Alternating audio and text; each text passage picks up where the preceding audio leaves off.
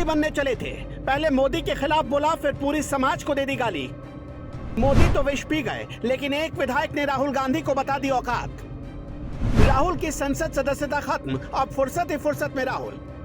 अब चाहे जितनी मर्जी यात्रा निकालते रहें, कभी झुनझुना बजाएंगे, कभी देश के खिलाफ बोलेंगे। इतना जान लीजिए कि राहुल गांधी के बुरे दिन शुरू हो गए।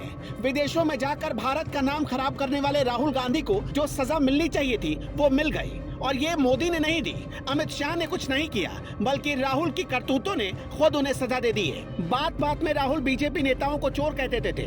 पीएम मोदी को भी चोर कहने में गुरेज नहीं था, लेकिन अब इसकी सजा भुगतेंगे राहुल गांधी। संसद सदस्यता तो चली ही गई, और अब 6 सालों तक चुनाव भी लड़ने पर संशय है। पहले मोदी के बारे में कहा, प्रधानमंत्री चुप रहे, फिर चौकीदार चोर है का नारा लगाया, तब भी प्रधानमंत्री चुप रहे। लेकिन जिस दिन मोदी सरनेम को लेकर पूरी मोदी कम्युनिटी पर सवाल उठा दिया, उसी दिन तय हो गया कि राहुल के प्रधानमंत्री बनने की हसरत की पुड़िया बनने वाली है। राहुल गांधी ने 2019 लोकसभा चुनाव से पहले कर्नाटक की एक जनसभा में कहा, सारे मोदी सरनेम वाले चोर होते हैं, जिसके बाद गुजरात से बीजेपी के विधायक पूर्णेश मोदी ने उनके खिलाफ मानहानि का मामला दर्ज करवा दिया। इसलिए हमने भी तय किया कि आखिर क्यों राहुल गांधी बार बार चोर चोर का नाम लेते रहते हैं। हमने ये भी तय किया कि राहुल गांधी के परिवार और उनकी पार्टी में कौन कौन किस सरनेम वाला कितना बड़ा वाला है, इसकी पूरी लिस्ट आपके सामने लेकर आए। इस लिस्ट में सबसे पहला नाम खुद राहुल गांधी और उनकी मां सोनिया गांधी का आता है।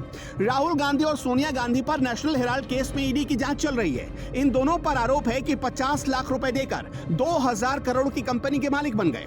राहुल और सोनिया ने मिलकर यंग इंडिया नाम की एक कंपनी बनाई, जिसका मकसद कारोबार करना नहीं था, बल्कि हजारों कंपनियों को औने पौने दाम पर खरीदना था। सूप तो सूप, छलनी भी बोले, जिसमें 76 छेद। कांग्रेस के होरों की लिस्ट यहीं खत्म नहीं हो जाती।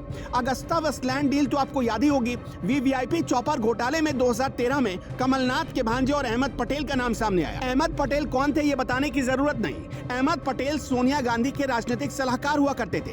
कहते हैं कि उनके बगैर सोनिया गांधी कोई बड़ा फैसला नहीं लेती थी। इस घोटाले में मध्य प्रदेश के मुख्यमंत्री कमलनाथ के भांजे रतुल पुरी भी फंस चुके हैं। आरोप था कि वीवीआईपी चौपर घोटाले में इन दोनों ने मिलकर मोटी कमीशन की उगाही की, जिसके छींटे गांधी परिवार तक भी पहुंचाए गए। खुद राजस्थान के मुख्यमंत्री अशोक गहलोत पर एम्बुलेंस खरीद में घोटाले का आरोप लग चुका है। 2010 से लेकर 2013 तक एनआरएचएम के तहत 108 एम्बुलेंस की खरीद में धांधली हुई। इस मामले में चिकित्सा हेल्थ केयर लिमिटेड को टेंडर दिया गया, जिसमें गड़बड़ी पाई गई थी। 2015 में अशोक गहलोत के खिलाफ एफआईआर भी दर्ज हुई। चिकित्सा हेल्थ केयर का डायरेक्टर उस वक्त कौन था जानते हैं क्या? चिकित्सा के डायरेक्टर हुआ करते थे कार्ति चिदम्बरम।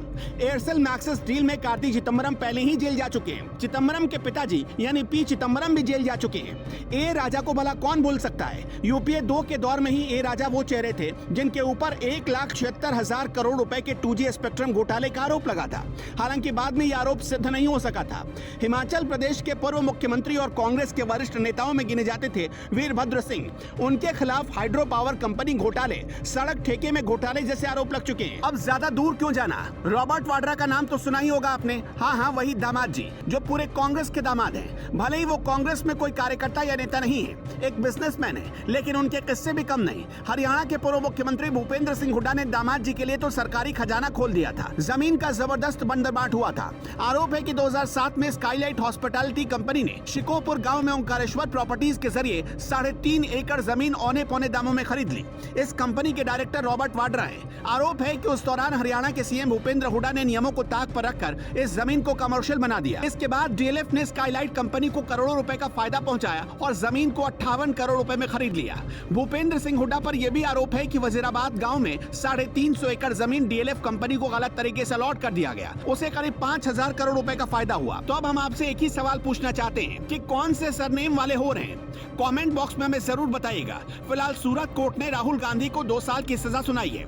अपील करने के लिए उन्हें 30 दिन की मोहलत दी गई है। हालांकि सिर्फ 1 दिन की सजा और बढ़ जाती तो 6 साल तक के लिए वो चुनाव नहीं लड़ पाते। लेकिन अगर सजा 2 साल की हुई तो ये इतना तो तय है कि 2024 में राहुल गांधी के प्रधानमंत्री बनने का सपना टूट चुका है।